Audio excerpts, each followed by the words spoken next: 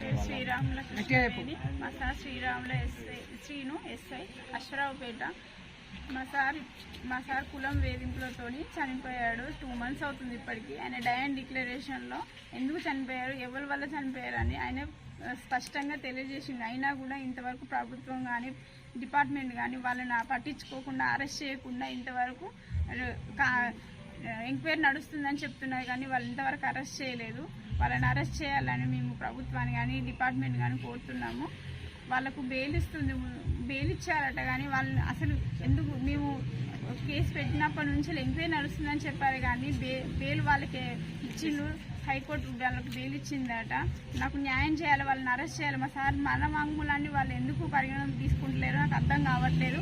మా కులం పేరుతో దూషించిన ఆయన ఆ మనస్తాపంతో ఆయన చనిపోయాడు. అది కూడా పట్టించుకోకుండా ప్రభుత్వం కానీ డిపార్ట్మెంట్ కానీ అదంతా పక్కన పెట్టేసి తప్పుదోవ పట్టిస్తున్నారు ఈ కేసుని అంతటి. నాకు న్యాయం జరగట్లేదు. డిపార్ట్మెంట్ కానీ ప్రభుత్వం నుంచి కానీ న్యాయం చేయాలని నేను కోరుతున్నాను. ఈ రోజున అశ్వారావుపేట ఎస్ఐగా పనిచేస్తున్నటువంటి శ్రీరాముల శ్రీను రాష్ట్ర వ్యాప్తంగా మనందరికీ వైరల్ అయిన విషయమే. తన కులం పేరుతో అధికార దాహంతో అవినీతి తాపత్రయంతో తన పై అధికారి అయినటువంటి కంది జితేందర్ రెడ్డి సిఐ గారు, అదేవిధంగా ఆ పోలీస్ స్టేషన్లో పనిచేస్తున్నటువంటి సన్యాసి నాయుడు, సుబాని, తర్వాత శివశంకర్, వీళ్ళందరి మానసిక ఒత్తిడులకు, నాగలక్ష్మి, వీళ్ళందరూ ఒత్తిడులకు తట్టుకోలేక సివిల్ భూ తగాదాలలో తలదూర్చి ఎవరైతే పోలీసులకు సివిల్ భూ తగాదాల్లో వస్తున్నటువంటి బాధితులు ఎవరైతే ఉంటారో వాళ్ళ విషయంలో జోక్యం కల్పించుకొని డబ్బుల కోసం కేసులు నమోదు చేయమని చెప్పేసి ఆదేశాలు ఇవ్వడం, ఆజ్ఞాపించిన సందర్భాన్ని తట్టుకోలేని నీతి నిజాయితీగా పనిచేస్తున్నటువంటి శ్రీరాముల శ్రీనుపై కక్షగట్టి అక్కడ ఉన్నటువంటి స్థానిక సీఐ అయినటువంటి కంది జితేందర్ రెడ్డి, అదేవిధంగా మిగతా సిబ్బంది కూడా ఆ విషయాన్ని తట్టుకోలేక దాదాపు 3 నెలలుగా వాళ్ళతో సఫర్ అవుతూ మానసికంగా ఆర్థికంగా వేధింపులకు గురవుతూ జూన్ 30 తారీఖు నాడు పారాక్యూట్ అనేటువంటి గడ్డి మందు తాగి ఆత్మహత్య ప్రయత్నం చేయడం జరిగింది.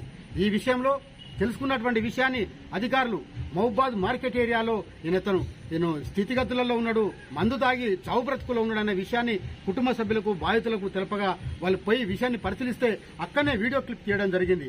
నేను కంది జితేందర్ రెడ్డి అనే సిఐ వేధింపులకు, అదేవిధంగా అక్కడ పోలీస్ స్టేషన్లో ఒక మాఫియా మూటా నడుస్తా ఉన్నది.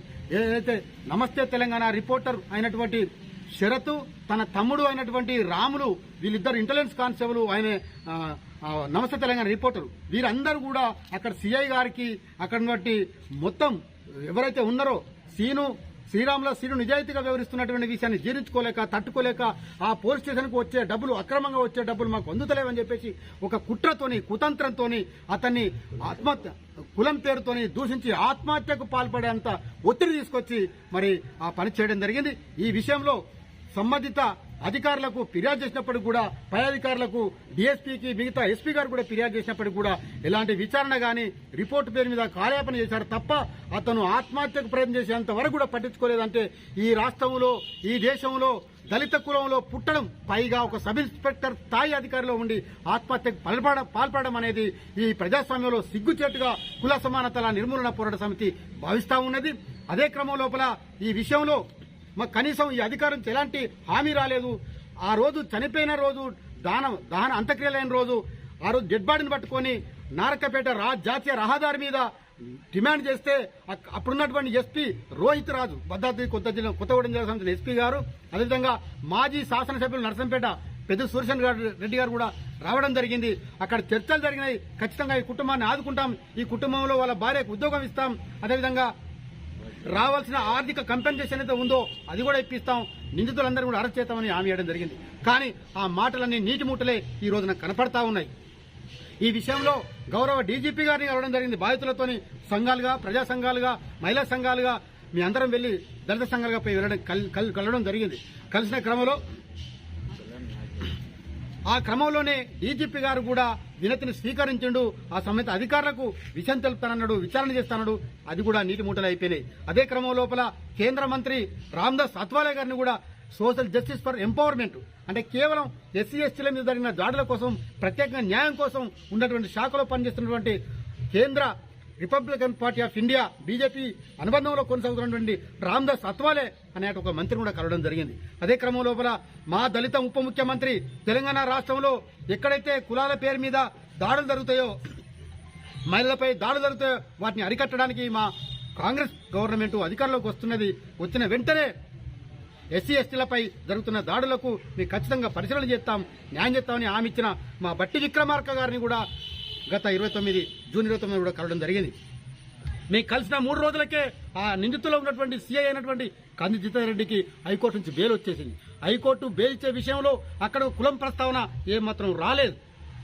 ఈయన వేసుకున్న బెయిల్ పిటిషన్లో కానీ, వాళ్ళు వేసినటువంటి బెయిల్ పిటిషన్లో కానీ అక్కడ పబ్లిక్ ప్రాసిక్యూటర్ బాధితుల పక్షాన ఉండాల్సినటువంటి పబ్లిక్ ప్రాసిక్యూటర్, పోలీస్ తరఫున ఉండాల్సిన పబ్లిక్ ప్రాసిక్యూటర్ రామచంద్రారెడ్డి గారు కూడా ఎలాంటి అపోజ్ చేయలేదు, వ్యతిరేకించలేదు అనే రెడ్డి గనక. అదే క్రమం లోపల అక్కడ నిందితుల వైపునటువంటి కౌన్సిల్ అడ్వకేట్ కూడా ఆకారపు ప్రభాకర్ రావు గారు వెలుమ, ఆయన బెయిల్ ఇచ్చినటువంటి విషయంలో కూడా జడ్జి గారు జువ్వాడ్ శ్రీదేవి అని ఆమె కూడా వెలుమ. గతంలో టీఆర్ఎస్ పార్టీ నాయకుడిగా ఉన్నటువంటి వాళ్ళ భార్య వాళ్ళ హైకోర్టు జడ్జి అయింది.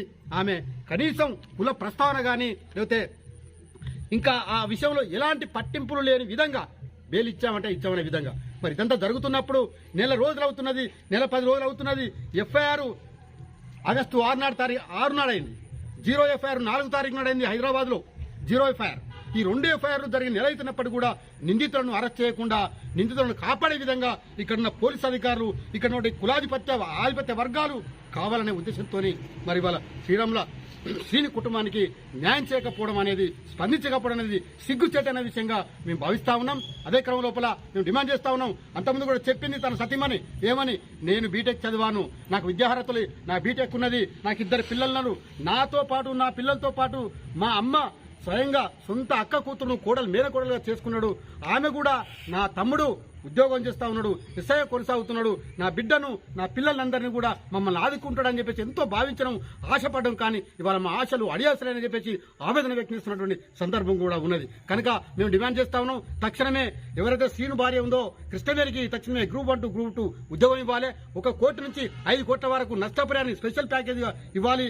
అదే కాకుండా ప్రత్యేకించి ఎవరైతే నిందితున్నారో వాళ్ళందరూ తక్షణమే అరెస్ట్ చేసి హైకోర్టు నుంచి బెయిల్ ఇచ్చిందని రద్దు చేసి మిగతా వాళ్ళు కూడా బెయిల్ ఇవ్వకుండా చేసి ఛార్జ్షీట్ వేసి తక్షణమే విచారించి వాళ్ళని జైల్లో పెట్టి కుటుంబాన్ని ఆదుకోవాల్సిన అవసరం ఉందని చెప్పేసి మేము డిమాండ్ చేస్తున్నాం. నా పేరు గురుమిల్ల రాజు, కుల సమానతల నిర్మూలన పోరాట సమితి రాష్ట్ర అధ్యక్షుడు.